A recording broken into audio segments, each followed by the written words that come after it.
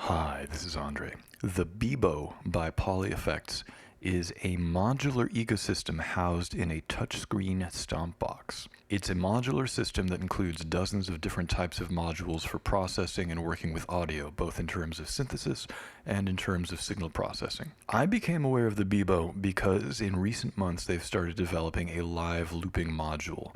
It's called Loopler, and it's based in large part off of the architecture of the Echoplex Digital Pro, which is how I became aware of it. Poly Effects very kindly reached out to me and offered to send me a Beebo that I could work with and do some videos on, and needless to say, I was thrilled to do so. This video is going to be very different from any one I've done before because the Beebo is very much a work in progress. And I don't mean that in a bad way. I mean that it's constantly being updated and revised and tweaked based upon user input and based upon new directions that it takes. There are also a few bugs to be found in the software, which is the case with any in-development software that I have ever encountered as a beta tester or a user. So that sort of thing is to be expected.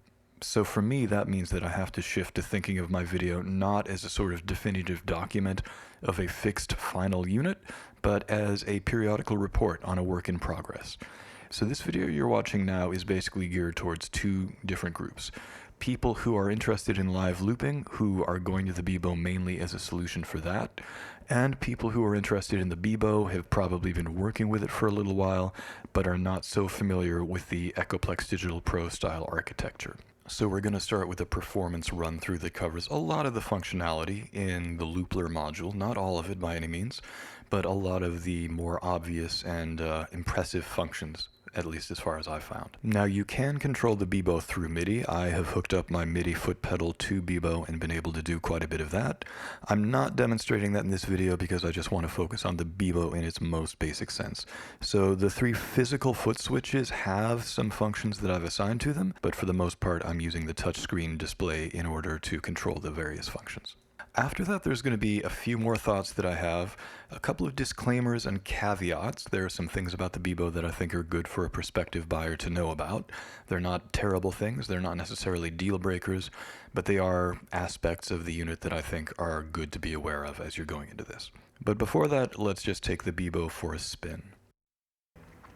Alright, here we have a basic Loopler patch. Push loop common in. That gets us to the controls. Now, the functions on Loopler are activated and deactivated when you release your finger, either from the touchscreen or from a physical front panel. I have this button assigned to record, so you'll see that it's going to start recording when I release the finger. So pushing it down, nothing yet, play a note, there is record, and to release, that cuts it off again. So I have this assigned to overdub.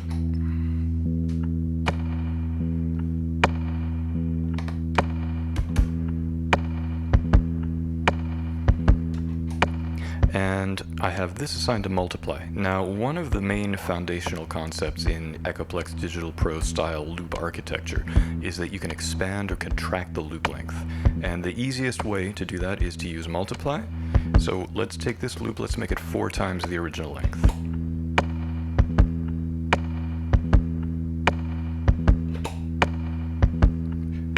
Now I'm going to play something that is 4 times as long over the top of that.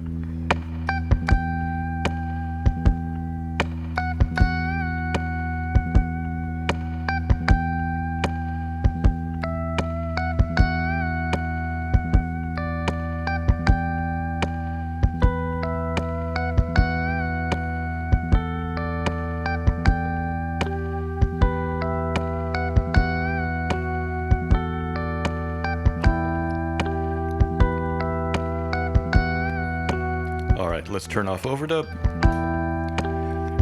Now this is the loop expanded out to 4 times its original length, and each of those multiples is called a cycle in EDP-style terminology. You can also remultiply down to a smaller number of cycles. So let's take this 4-cycle loop and let's turn it into a 2-cycle loop.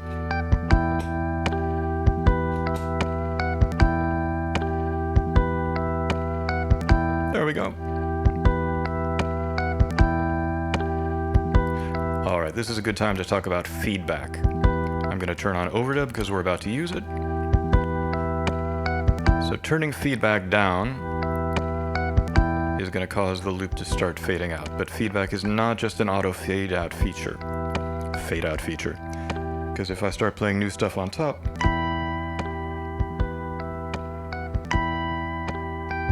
you can hear those new overdubs are coming in at full volume.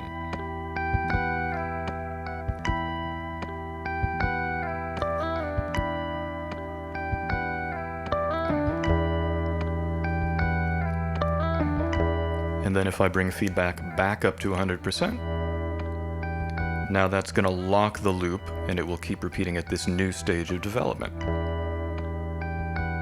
You can also use feedback to kind of carve holes into the loop. This kind of idea.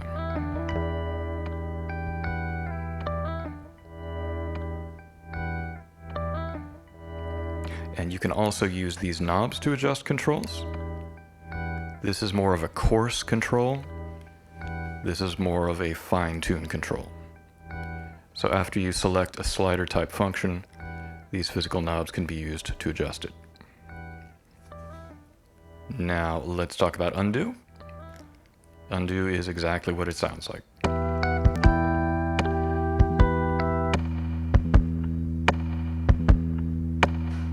And now you can see we're back down to our original one cycle loop. Alright, let's try reversing this. Gonna have overdub open. Now I'm gonna overdub some stuff while it's reversed.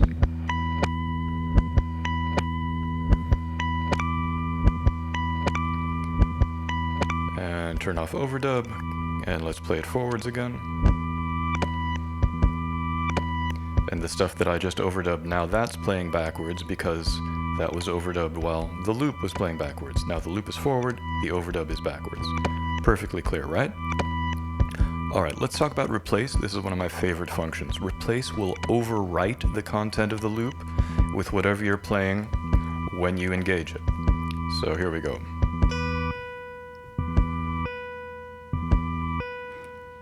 So you can hear it's not like overdub where you add it on top of old layers. It completely gets rid of the old layers. So you can hear just in those two instances of replace, now we've gotten rid of everything that was previously in the loop.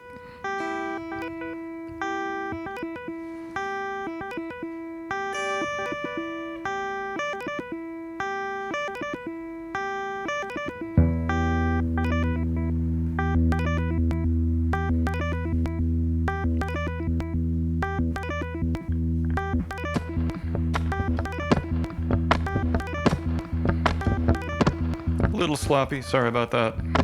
Let's reverse it.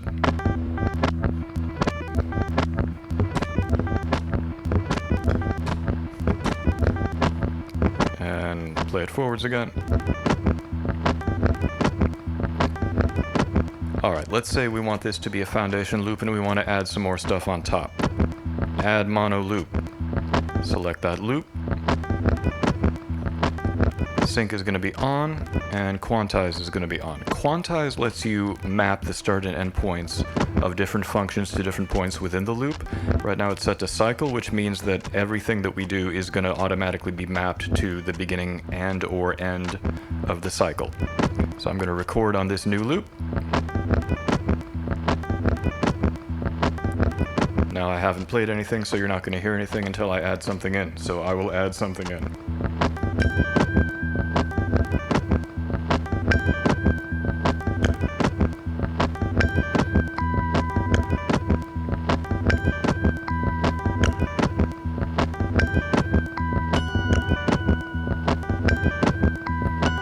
Let's just solo that loop. There we go. Close overdub. Let's play this one backwards. And you can see it waited until it got to a cycle point before it started reverse because we have Quantize set to cycle. Alright, let's play with this a little more. I'm going to put it forwards again. And let's play with the rate. This is basically changing the pitch and the time. So right now we're at regular speed. Let's go to half speed.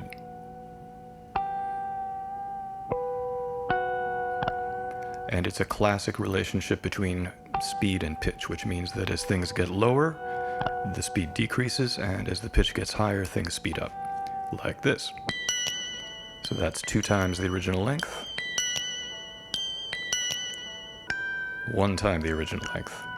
What you can also do is change the rate in gradations between these 3. So, much like feedback, you can slide it way up or way down. And like other slider controls, you can use these knobs to adjust it. And again, this is more of a coarse adjustment. This is a fine-tune adjustment. I want to do this while the other loop is playing, so let's unsolo this.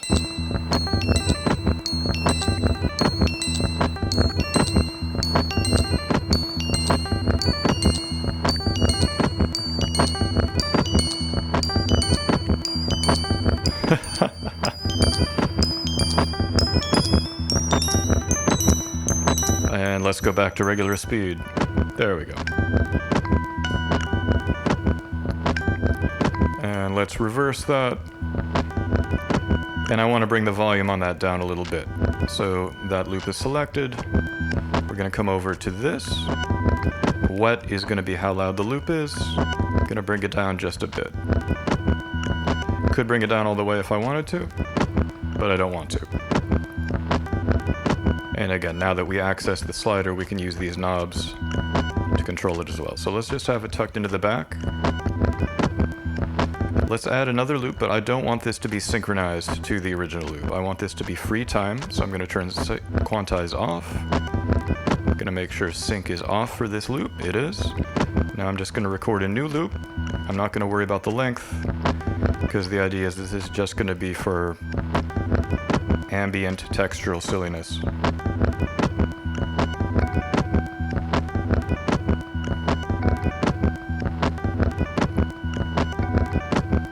And you can already hear it starting to drift out of sync with the other loops, which is exactly what I wanted.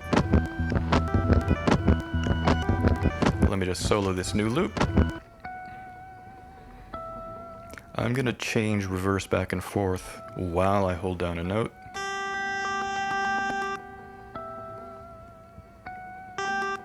Yeah, you can kind of hear it imposing some stuff onto the loop. I'm also going to change the rate while I overdub a note.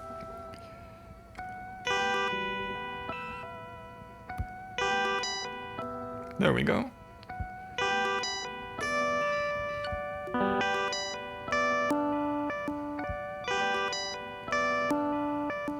Now let's bring in this other loop. Unsolo. I don't want to hear that, so mute that.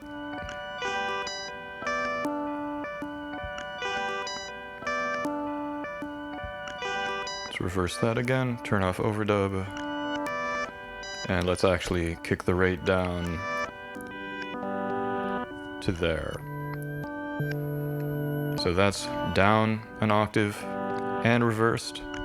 Let's bring this back in.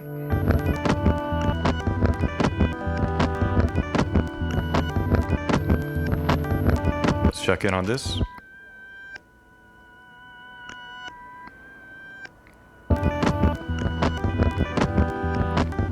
Alright, I like these 2 loops. I'm not crazy about this. So I am going to fade it out with feedback. Nope, I don't want to adjust wet. I want to adjust feedback. There we go. Now I'm going to open overdub on that original loop.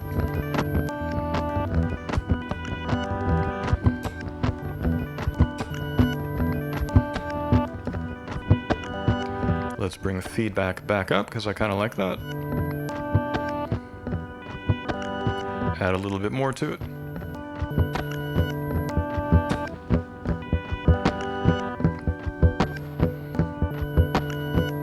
Close overdub.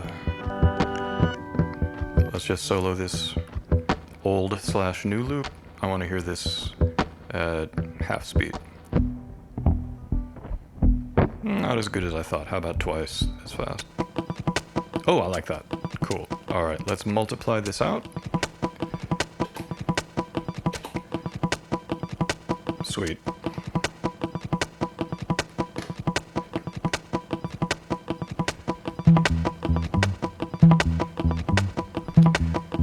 Let's multiply this out to 4 times the original length. Oh, hit overdub by mistake.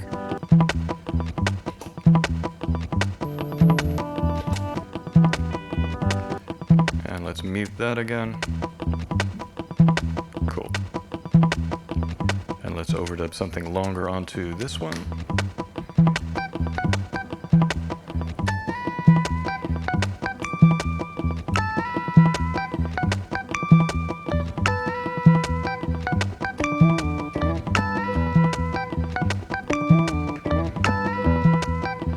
Alright, let's bring the other loops back in. How are our levels doing? Okay, that's way down there, so let's bring that level up a bit.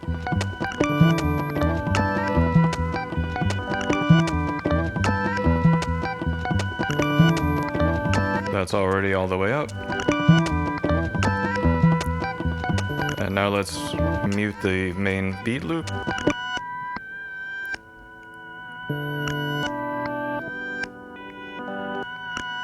Let's solo that.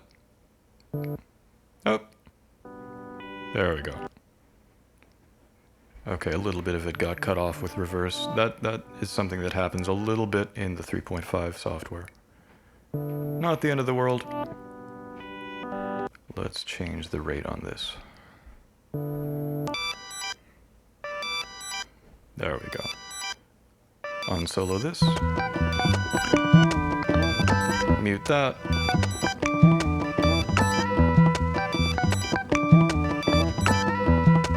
I'm going to remultiply this loop down to just 1 cycle.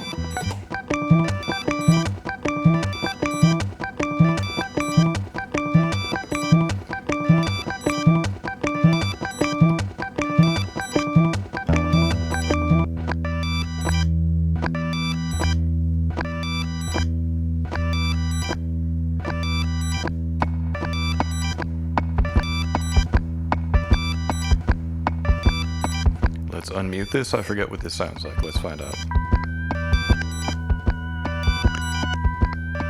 Not bad. Let's glitch that up a little bit.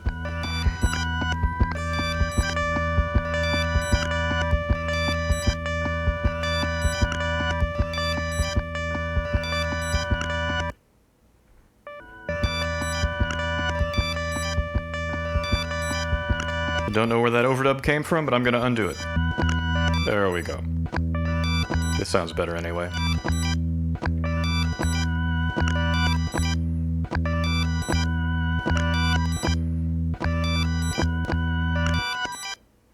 Now I'm doing one-shot playback.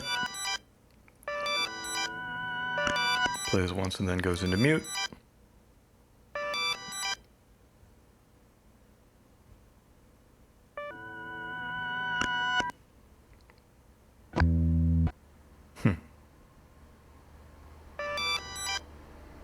Alright. So there's a few things that I think any prospective Beebo user should be aware of. The first is that there's a certain amount of latency built into the Beebo at this point in time. Latency basically means that you play into a piece of electronics and then there's a delay between when you play it and it actually gets heard. If you've ever adjusted the buffer settings on a digital audio workstation, a large part of what that is about is balancing computational power with latency. Basically, the higher the latency, the easier it is on the processor, but that also means that there's going to be a longer delay between when you play something and when you actually hear the note. The lower the latency is, the less of a delay there's going to be, but it also means that the processor has to work a lot harder. Right now, the Beebo has a latency of about 14 milliseconds. I measured it. You can see the comparison I did here. One of my Patreon supporters who has a Beebo had gotten in touch with me a while back and mentioned that they found the same type of latency. Whether or not that's a lot of latency to deal with is going to be pretty subjective. I definitely notice it. I can feel it when I'm playing, but I also feel like I can deal with it. And there's so many things that the Beebo does that I really love that for me personally, it's something I'm willing to deal with. With that said, PolyEffects intends to have the buffer be adjustable. In other words, they intend to have the Beebo set up so that you can decrease the latency, have the latency be smaller in exchange for working harder on the CPU. Much like a digital audio workstation's audio buffer works, the idea is to make that something that you can change in Beebo, so that if you have a less CPU intensive module, you can shorten the latency. If you have a more CPU intensive module or something that you don't necessarily need to be playing through in real time, you can increase the latency and make it easier for the processor to deal with. There are also some bugs to be found in the current firmware for Beebo, which, as I'm recording this, is version 3.5. There were a couple of bugs that showed up in the video. If you noticed them, then you probably know what they are. If you didn't notice them, then you probably don't need to worry about it. These are all things I have brought to PolyEffect's attention. And as with any software, there is going to be stuff that needs to be adjusted, debugged, and tweaked as things go on. Now, if you're a hardcore looping geek, and particularly an Echoplex Digital Pro aficionado like myself, you might be wondering about the availability of some of those deeper EDP functions. Some of them are in there, some of them are working relatively well, some of them need a little bit of tweaking. Sus functionality is on the way. I've mentioned to Poly that I would love to see that, and they have assured me that it is high on the list of updates they want to offer. I mentioned at the beginning that you can control Beebo through MIDI, and my understanding is that they're going to have toggle versus sus functionality available as an option when you map different functions to different MIDI signals. So I'm definitely looking forward to that. Finally, let me also say this. In my opinion, it's a mistake to come to Beebo strictly as a live looping tool, and that's not because I don't like Loopler. I think Loopler, as it currently exists, is really great. If there were never any further updates or revisions to the firmware, I could still get a lot of use out of it. The reason I say not to think of the Beebo as just a live looping module is because there are dozens of other modules. It is literally a modular audio playground sitting in a guitar pedal. And the Loopler module can interact with all of those. So you could have step sequencers or LFOs controlling parameters in Loopler. You could have Loopler running to or from a convolution reverb. You can even put effects in the feedback loop of Loopler itself. So you could put any kind of craziness in the feedback loop, and every time the loop comes back around, that stuff is going to get compounded and added in. So it's really kind of an endless playground for that kind of thing. And a lot of what we're talking about as far as in development software and bugs and whatnot, I don't think are going to be such a big deal to modular heads, because my impression is that people who are really into modular like to get their hands dirty and are used to teetering on the brink of chaos a little bit and dealing with weird stuff that just sort of happens. So personally, I am really delighted with the Beebo. Like I say, there's a lot of stuff it already does extremely well, and I'm definitely looking forward to digging into it some more, not just in terms of seeing what subsequent firmware updates do, but just as far as exploring it myself, getting more familiar with the Loopler on its own terms, and definitely digging into integrating the Loopler into the overall ecosystem and getting some of the other Beebo modules interacting with Loopler in all kinds of different ways. As always, thank you so much for tuning in. I will talk to you again very soon.